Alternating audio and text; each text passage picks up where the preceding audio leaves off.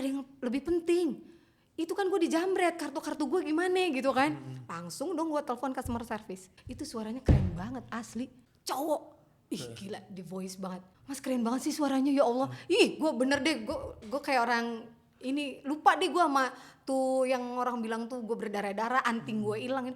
Gue saking terpananya gue cuma bilang. Anyway, banyak juga mungkin radio-radio zaman dulu gitu, para penyiar radio kan ngehipnotis orang dari suaranya kan. Kita udah denger ngefans berat nih, pas ketemu oh oke, segini aja, oke lah nggak apa-apa gitu. Jadi Karena mindsetnya ini kembali lagi, when people are selling, the biggest problem is lu itu buru-buru pengen keluar dari status pengemis. Karena pada saat itu lu tau lu harus mengemis subconsciously. Consciously you know you gotta make a deal, tapi subconsciously lu lagi begini. Padahal pada saat we are selling, we are actually giving you an option, helping you making decision. nah itu.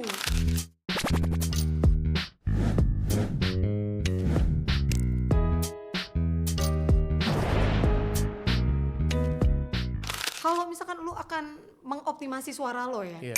itu lo jadi voice over talent, Oke. lo bisa. Jadi- MC moderator bisa, dan Oke. MC aja itu dibedain bro.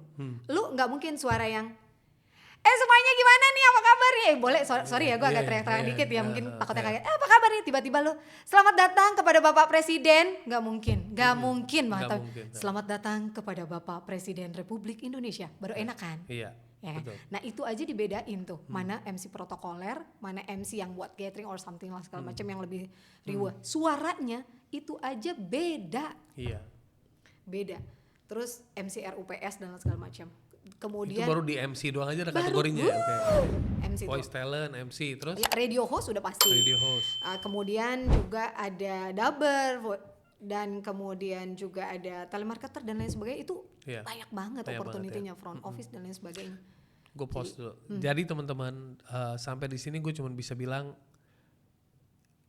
kalau lo tanya sama diri lo, salah satu aset termahal lo adalah suara lo sendiri. Your voice is your asset. Yes, betul. Because with your voice, if you can tune, jadi lo bisa optimize your voice, you can get jobs, you can get new opportunities, you can even close deals. Gue sepakat sih soal itu. Yeah. Even as a trainer lu butuh Yeah. suara lu lah. Of course. Pasti itu, karena jualannya trainer apalagi kalau bukan Nah, dari suara. cuman banyak orang salah persepsinya, dia modal ngomong doang atau dia ini. Tapi sebenarnya menurut gue mau share ke teman-teman adalah even ngomong kalau lu nggak tahu caranya, Yes, sepakat gue. ya kan, nggak tahu cara ngomong, nggak tahu when to speak, where to speak, how to speak, what to speak. Exactly. Nah, when to speak itu juga banyak yang nggak tahu. Sejujurnya gue sepakat juga soal itu. Jadi kalau misalkan dibilang ngomong itu nggak doang, makanya gue sepakat tuh waktu Panji Pragiwaksono kan dia punya tagline, ngomong tuh nggak doang, dia bilang gitu kan. Gue sepakat banget. Siapa yang bilang di sini dia emang modal cocok doang, modal ngomong doang. Enggak bro. Kalau lu ngomong doang, mungkin sekali orang bakal denger. Tapi kalau lu ngomong berkali-kali, nggak ada even structure, even nggak ada kontennya, the strong content, lu ditinggalin orang. Buat apa gue dengerin lu nggak ada strong content? Iya.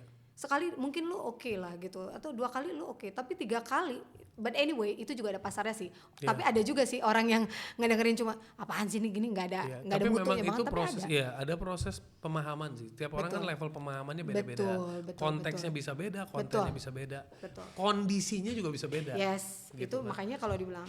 Tapi yang jelas sih buat gue sepakat bahwa ngomong itu emang gak doang. Oke. Kalau lu mau lebih bermutu hidup lu on the next level, lu perlu benar-benar tahu how to say, where to say, and What to say. what to say. Iya. Itu tuh penting sih. Iya. Gue kalau di training kecil gue ya gue selalu ngomong gitu. Jadi bahkan di rumah gue juga gue I still remind the people in my house. Good. Even to my kids ya, I tell them remember when you talk to daddy harus tahu when to talk, what to talk, how to talk, when to talk. Kalau mood gue lagi nggak enak, lu Horor datang banget ya. Dedinya lagi mumet nih, belum ROI juga ini ya gitu kan. Terus anaknya aduh ribet juga sih. Ya, kayak gitulah jadinya. Jadi kalau kita lagi-lagi ngomongin soal suara, tapi buat gue sih again ya seperti yang tadi lo bilang kan, pemahaman orang levelnya juga berbeda-beda. Iya. Jadi bagaimana orang merasakan bahwa kebutuhan suara itu adalah bagian yang gue butuhkan, ya balik lagi ke diri masing-masing sih sebetulnya. Dan biasanya orang kalau udah kedesak baru tuh, Ri, gue ada kebutuhan gitu, orang biasanya datang ke gue. Memang mostly setiap itu human condition sih. Menurut gue kita sebagai manusia itu selalu akan looking for help when the danger is obvious. Pada saat dangernya obvious baru we look for help. Pada saat the danger is still a sign, kita belum tentu anggap. Bener banget. Jadi gue banyak banget tuh dapetin orang yang at the end mereka private gitu ya, dan terutama yang tadi gue bilang VP level itu, ya karena emang udah dibenturkan. Mbak Riri, saya mau ada obrolan nanti dan saya perlu laporan nanti ke CEO, saya minta tolong dipandu 4 kali sesi cukup nggak Mbak? Bisa kalau Bapak sungguh-sungguh. But I'm not guarantee that you have a good or strong voice kalau Bapak nggak ini. Gue juga nggak pernah mau jual janji. Gitu. Gue selalu akan bilang kayak gitu karena itu soal otot, bukan gue yang mutusin lo punya suara bagus, tapi lo sendiri yang akan mutusin. Karena kalau di sesi gue pribadi aja itu kan ada yang namanya, setelah kita kasih tahu secara teknis begini ya kalau lo mau melatih, itu ada lagi yang namanya voice health dietary. Dimana mungkin ya lo akan ada beberapa food and beverages yang harus lo minimize kan, minimal bahkan lo harus stop eating. Not really. Jadi gue lebih suka gini, kalau lo mau benar-benar mau jadi profesional, entah itu trainer, motivator or something, better lu kurangi deh gitu.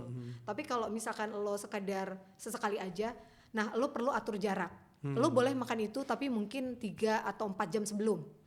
Jadi jangan mendekati karena itu benar-benar mengganggu suara, even sugar dan lain sebagainya itu mengganggu suara. Jadi gue memang ada, dan itu yang gue dapetin juga dari Roger Love, bahwa dia betul memaintain para coachingnya, yaitu Selena Gomez lah, Bruno Mars dan lain sebagainya, itu untuk ngelakuin voice health dietary itu.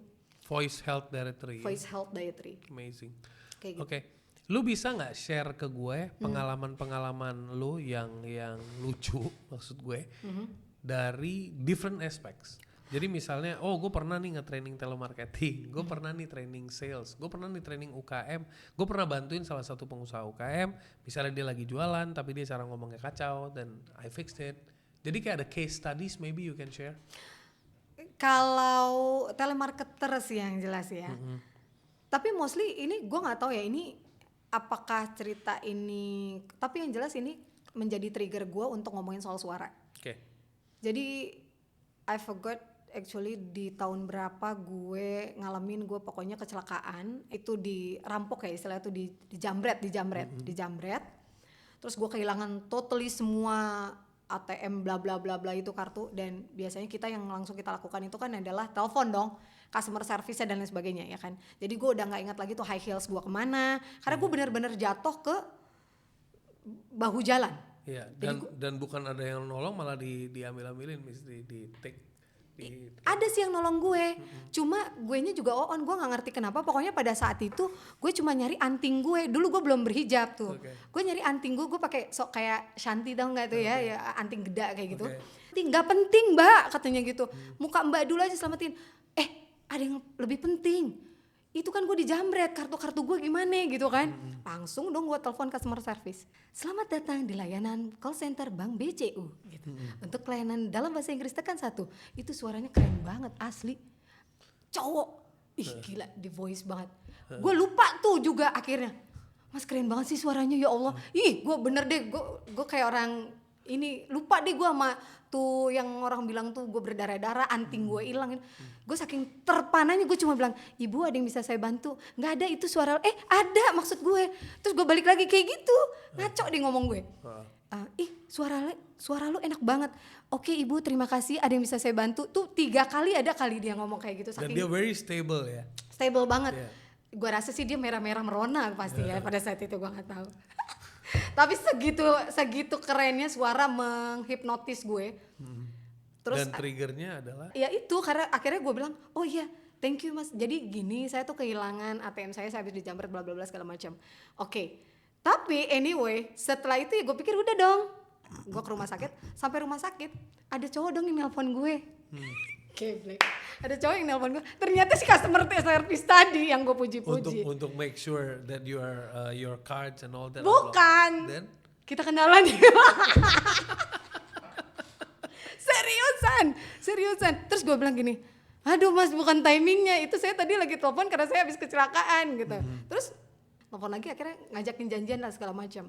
Tapi itulah kalau gue bilang itulah kekuatan suara. Pas ketemu baru tuh gue ngerasa ilfeel, oh ini orangnya. Terus gue pura-pura alasan gue mau kemana, kayak maaf gue ada kerjaan lagi karena nggak sesuai yang suara dengan bayangan gue fisiknya. Itu juga banyak yang kejebak. Kan ya, Suaranya keren emberan. tapi fisikalnya nggak mendukung. Benar.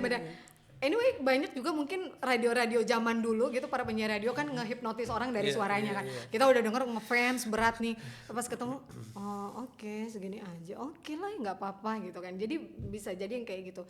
Nah kalau yang lain-lain sih hampir gue jarang pernah ya ada case-case yang entah itu lucu atau apa, tapi yang jelas kalau gue bilang itu memprihatinkan, bukan lucu. Maksud gue sebenarnya bukan case pengalaman lu, tapi gue pengen tahu your case studies of your teaching.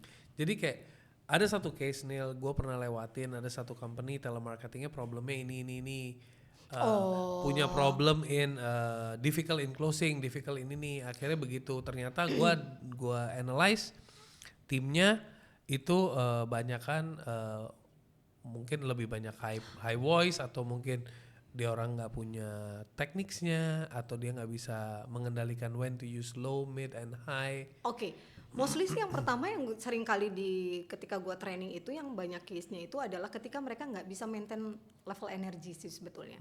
Untuk telemarketer kebetulan banyak kan, untuk kelas publik ya, itu nggak bisa maintain level energinya.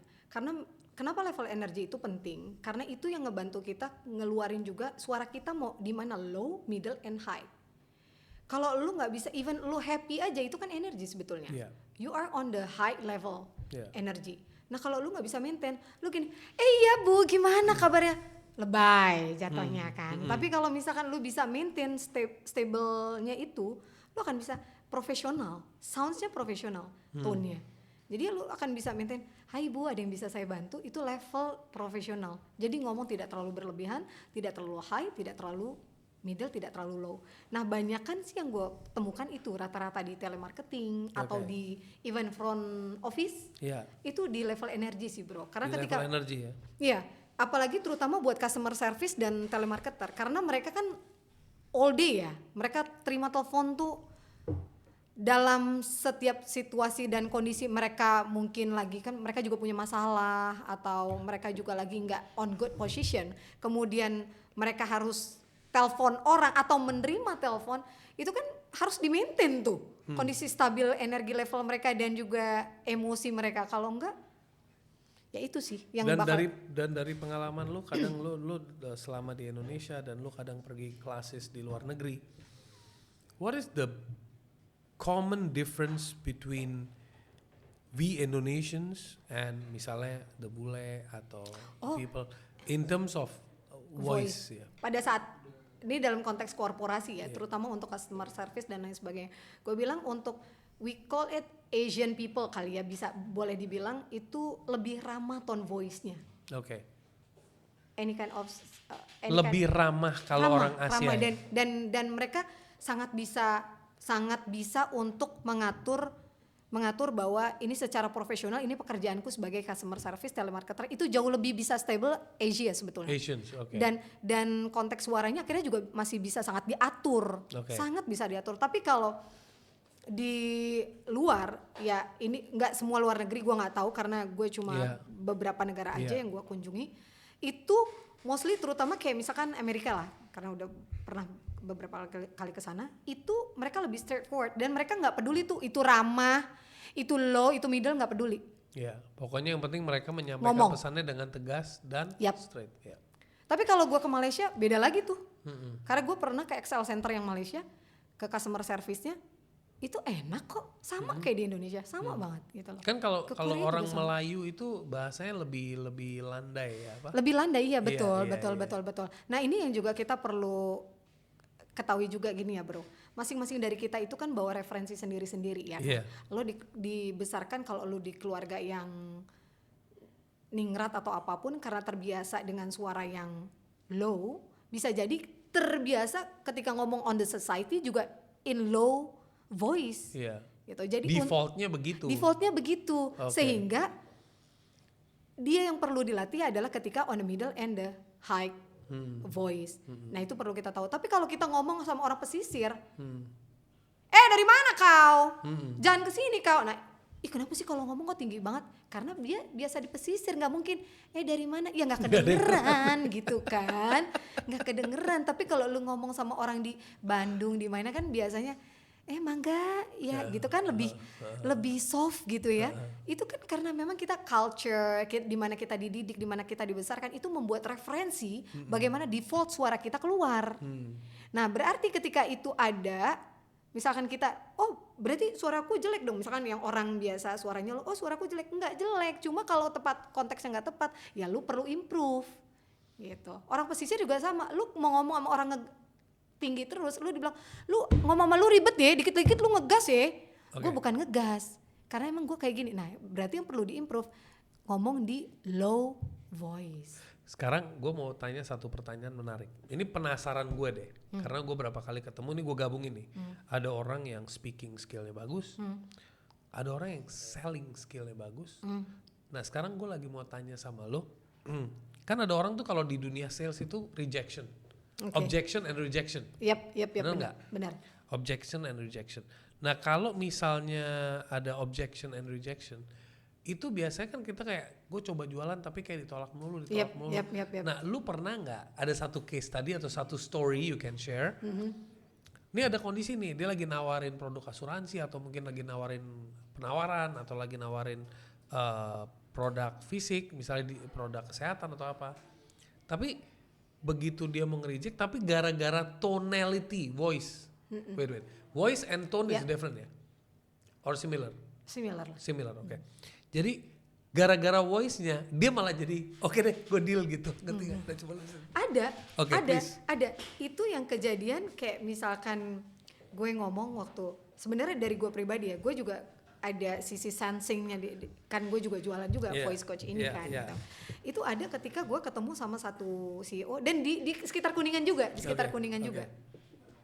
Jadi gue cuma bilang sama dia tuh awalnya ngomong biasa aja kayak gini ya. Maksudnya gue gak menggunakan suara diafragma gue dan lain sebagainya. Dan satu ketika gue bilang gini, sebenarnya sih, karena dia juga mikir apa pentingnya gue untuk nge-hire seorang voice coach atau voice trainer lah, whatever we call it, untuk ngajarin ke staff gue yang sehari-hari ngomongin saham, sehari-hari ngomongin investasi. Apa kaitannya? Mungkin kalau orang sales oke kali ya, tapi dia pinginnya the whole staff. Ngapain gitu kan? Terus gue bilang kayak gini, pakai suara diafragma langsung tuh di momen itu. Kalau misalkan Bapak nggak pernah menggunakan suara dan kemudian Bapak merasa dari suara tidak menghasilkan apa-apa, Bapak nggak perlu hire saya. Tapi kalau Bapak berpikir ketika nanti meng-hire saya menggunakan suara dan suaranya jauh lebih optimal dan itu kemudian terlihat ROI Bapak bagus, silakan Bapak boleh coba. Gue langsung gunakan suara diafragma. 2 hari kemudian dia telepon gue, kita deal. Dan nggak nawar. Jadi that's the power of voice. Yep. The power of voice. Dan penting makanya ketika kita mau ngomong convince orang, bukan cuma diafragma, tapi how you use the power of pause. How do you use the power of pause? For example? Ya tadi, nggak usah buru-buru. Kalau Bapak nggak yakin, misalkan contohnya gini, kalau Bapak nggak yakin dengan suara Bapak nanti ROI-nya bagus dan lain sebagainya, Bapak nggak usah hire saya. Tapi kalau dari sekarang Bapak udah yakin ketemu saya, nah nggak bisa kayak gitu. Karena lu convince orang yang akan membuat keputusan. Oke. Lu hire gue atau nggak ibaratnya gitu. Yeah. Nah lu perlu menggunakan suara diafragma and then the power of pause. Pastikan itu firm. Oke. Karena nggak ada sesuatu yang firm yang disampaikan dengan terburu-buru. Oke, itulah kebanyakan orang itu pengen, karena mindsetnya ini kembali lagi, when people are selling, the biggest problem is buru-buru pengen deal. Bukan buru-buru pengen deal. If I talk from the feel. Oke. Lu itu buru-buru pengen keluar dari status pengemis. Oke. Karena pada saat itu lu tau lu harus mengemis subconsciously. Subconsciously. Yep. Consciously you know you gotta make a deal, tapi subconsciously lu lagi begini. Yep. Ya kan? Padahal pada saat we are selling, we are actually giving you an option, helping you making decision. Nah, itu yang kadang kita bukan kita lah ya, kalau kita kayak kesannya kita lu aja kali nggak. Oke, tapi seringkali gue juga akhirnya belajar itu seiring pengalaman loh bro.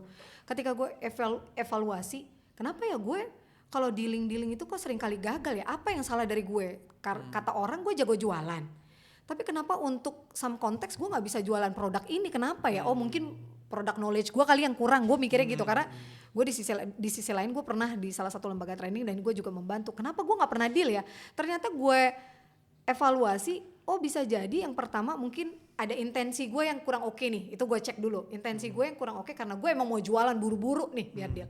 Yang kedua, gue nggak convince dia bahwa ketika dia hire gue, dia akan menguntungkan, dia akan diuntungkan. Itu tuh nggak ada convince itu. Dari apa? Gue convince orang dari mana lagi kalau bukan dari suara gue dan gesture dan lain sebagainya. Nggak bisa dong. Nah yang orang butuhkan itu adalah keyakinan bahwa ketika gue hire lu, gue nggak rugi. And then ROI gue sampai. Nah bagaimana caranya gue memastikan itu? Setelah deal, gue maintain dong. Pak gimana sekarang perkembangan anak-anak? Ada yang perlu saya follow up? Gimana sekarang perkembangan staff Pak? Ada yang perlu saya follow up lagi nggak? Saya bantu lagi nggak? I really wanna help you. Feel free untuk kontak. Gue selalu kayak gitu ke klien. Once again, Riri, congratulations for training more than 2,000 students in your journey. Thank you. And please do share some tips for our amazing audience so they can think big ahead. Oke, jadi yang pertama nih, gue ada 3 hal yang ingin gue sampaikan dulu. Sebelum 3 hal ini, gue punya satu hal yang ingin gue sampaikan. Jadi bagi para UMKM di sini kan buat teman-teman UMKM juga ya. Terus kemudian para sales people, telemarketer, customer service dan lain sebagainya. Or ketika lo mau pitching, siapapun itu buat teman-teman yang mau pitching dan lain sebagainya. Kenapa kita bisa jadi terjadi penolakan atau yang sesuatu yang nggak kita pingin? Bisa jadi bukan karena konten atau produk lo yang nggak oke. Tapi how to convince by your voice itu nggak tepat konteks. Jadi you don't have to worry karena semuanya itu bisa diimprove. As long as you evaluate what's going on sampai produk gue kok nggak diterima saat pitching dan lain sebagainya. Karena kenapa gue bilang seperti ini? Karena gue beberapa kali dan gue cukup rutin untuk bisa melihat Shark Tank. I'm really interested with Shark Tank. Salah satu pitching yang juga momen pitching di luar negeri dan ternyata mereka well prepared banget kan. Bukan cuma how to convince para investor soal produknya nih kece nih. Tapi bagaimana mereka well speaking, well voicing, well gesture, itu semuanya udah including. Jadi again bisa jadi bukan karena produk lu yang gak kece, tapi cuma karena the way you convince your investor is not really well. Okay. Gitu. Dan 3 hal berikutnya adalah ketika kita ngomongin soal suara. Gak ada suara yang bagus ataupun jelek. In my opinion ya. Gak ada yang suara bagus ataupun jelek. Yang ada gak teroptimasi aja. So it's not optimized. Yes, sure. But exactly kan you originally have a deep voice. Nah itu ya kan. Itu catat. Jadi gak ada suara bagus, gak ada suara jelek. Yang ada suara yang tidak teroptimasi dan gak tepat konteks. Itu aja. Karena sekali lagi lo gak akan perlu pakai suara diafragma kalau lo ngomong sama pacar lo. Gitu kan. Kalau lo lagi ngomong sama temen nongkrong lo gak perlu ya. Yang ada mereka mumun bisa jadi alias muntah kali ya. Kemudian yang kedua, suara itu gak melulu gifted by the God. Misalkan gue bilang, bro lu keren banget suara lo diafragma gitu. Itu gak melulu gifted by the God. Lo tetap bisa melatih suara lo untuk bisa jauh lebih baik. Jadi suara tuh orang kece itu bukan suara yang langsung Tuhan kasih.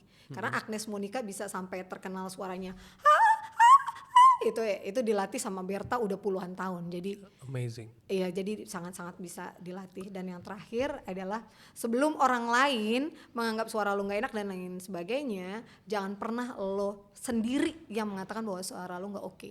Jadi first of all, lo perlu untuk lebih mensyukuri diri lo sendiri lewat suara lo yang udah ada. Itu sih, that's the point. 3 hal itu. Okay, any punchline? Your voice is your impression. Your voice is your impression. Thank you so much, Riri. Thank you, Sunil. For spending an amazing time and Thank you for sharing having me. an amazing knowledge. I hope to see you soon sometime. Wah, ini gue mulai Antara gue dengerin podcastnya siapa tuh? Siapa tuh? Ya ada tuh salah satu podcastnya siapa? Aduh gue lupa deh, gue gara-gara ini gue jadi lupa. Kok jadi mirip-mirip itu gitu. Gue langsung terkonek sebotak satu itu. Oke guys, semoga topik hari ini bermanfaat buat semuanya. Your voice is your impression. Suara lo adalah aset lo. Yes. God bless you all.